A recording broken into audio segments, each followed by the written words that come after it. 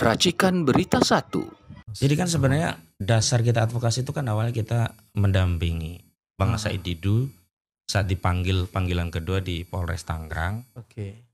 Karena pada akhirnya Bang Said Didu kan tidak bisa menyembunyikan kasus ini. Kalau panggilan pertama kan silent.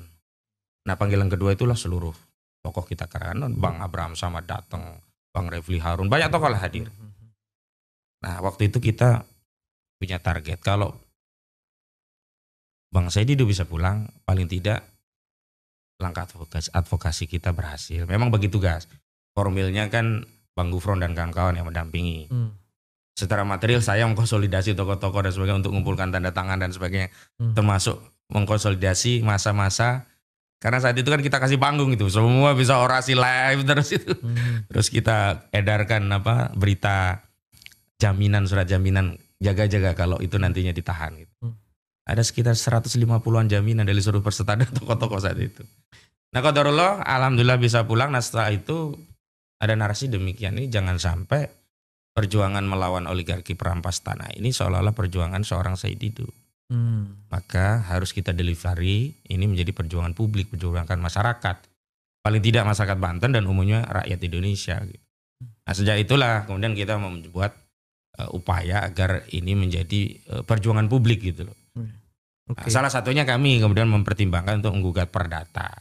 Nah, di bulan November, tepatnya tanggal 30 November 2024 yang lalu kami menggugat di Pengadilan Negeri Jakarta Pusat nomor perkara 754 PD3 2024 PNJKT-PST. Nah, sejak saat itu memang kami kemudian concern baik secara litigasi di pengadilan maupun secara non litigasi melalui mitigasi fakta lapangan, penelusuran bukti, wawancara saksi dan sebagainya, itu bagian dari upaya untuk menguatkan gugatan kami. Sekarang kita akan konsentrasi di situ. Apa informasi yang didapatkan yang bisa dikonversi menjadi fakta hukum? Ya, ada 8 poin ya yang kemudian kami jadikan materi muatan perbuatan melawan hukum. Poin yang pertama itu adanya penyelundupan hukum status PSN ini seolah-olah terjadi di seluruh kecamatan yang saat ini terjadi pembebasan lahan proyek PSN PIK 2. Padahal PSN PIK 2 itu hanya di 1.755 hektar. Dan itu di kecamatan mana? Itu pun sampai sekarang tidak ditunjuk lokasinya di mana. Jadi di PSN itu digambarkan secara kabur. Ya. Kan biasanya kan lokasinya kan harus strictly di sini gitu kan. Ya. Belakangan baru ditunjuk itu di daerah Kosambi, belakangan. Tapi dulu nggak pernah disebut. Makanya ketika kita tanya masyarakat, kenapa Pak lepas lo? Kami takut Pak. Ini kan PSN proyek negara. Kalau kami melawan nggak jual, toh akhirnya digusur. Dan metodenya itu bukan terjadi kontraktual, negosiasi tanya. Ada satu sawah yang hampir panen, langsung diuruk. Pemiliknya nggak tahu siapa yang nguruk. Lalu dia konfirmasi ke kelurahan, ke desa lah karena di sana kan kabupaten. Baru kemudian oleh kepala desa Kades, oh ini ada pengganti dari PIK 2 dari Agung Sedayu. Berapa? 50.000. Ya sebenarnya nggak ridho dengan 50.000, tapi mau apa lagi?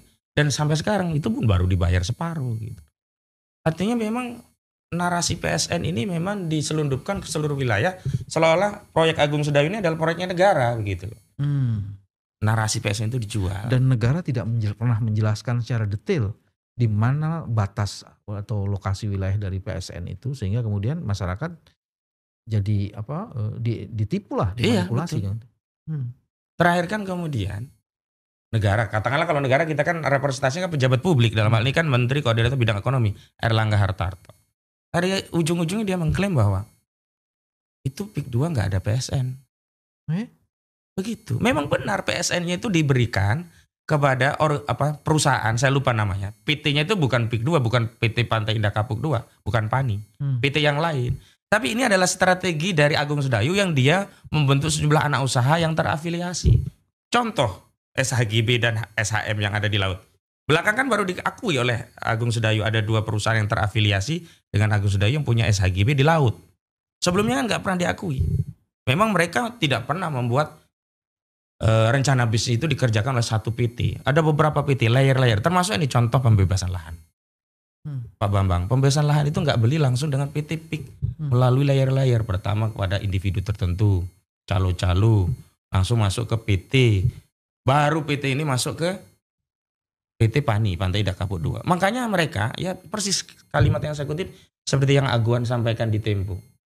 Kami nggak tahu kalau di bawah itu ada mafia, yang jelas kami beli legal gitu.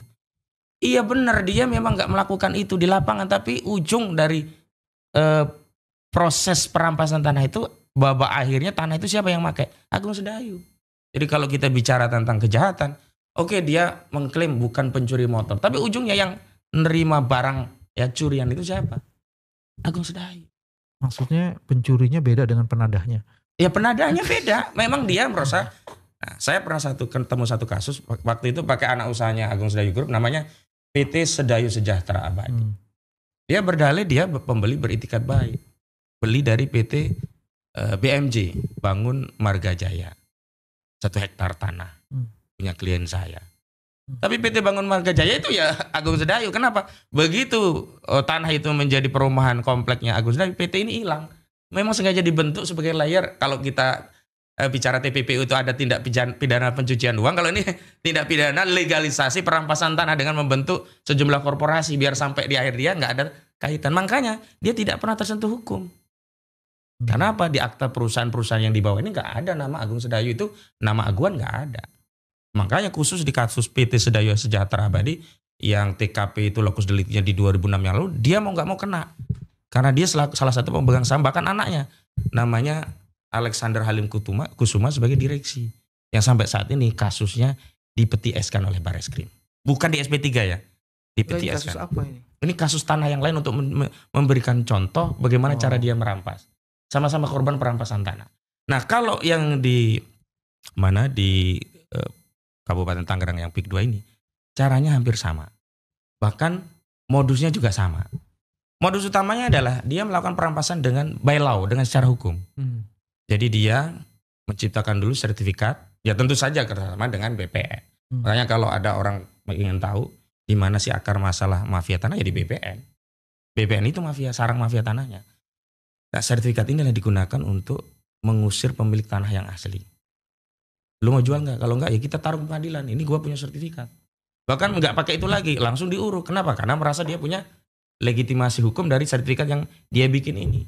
Coba bayangkan, apa mungkin ada 900 hektar hanya dikuasai oleh 3 individu. Ada namanya Gojali, Freddy, Henry. Ini orang-orangnya Ali Hanafi Lijaya. Ali Hanafi Lijaya ini adalah orangnya Aguan. Dan materi terkait perampasan tanah juga masuk di gugatan kami, termasuk perbuatan melawan hukum. Karena terjadi manipulasi, ya intimidasi. Sehingga mau tidak mau akhirnya masyarakat tak berdaya, ya terima saja lah 30.000 daripada nggak sama sekali. Oke.